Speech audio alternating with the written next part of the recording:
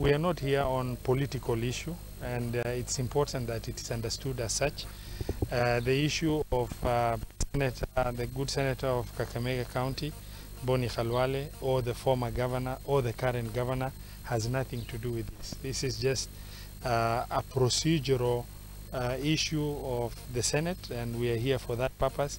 And we would not wish to be dragged into the politics of Kakamega County, other than on the issue touching on pending bills.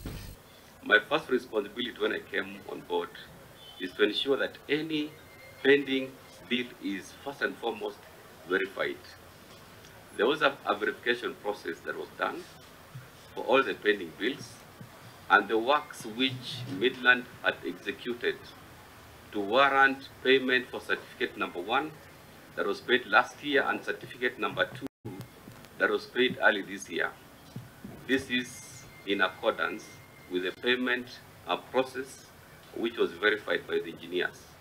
The other issue, Chair, I've already addressed the issue of Midlands.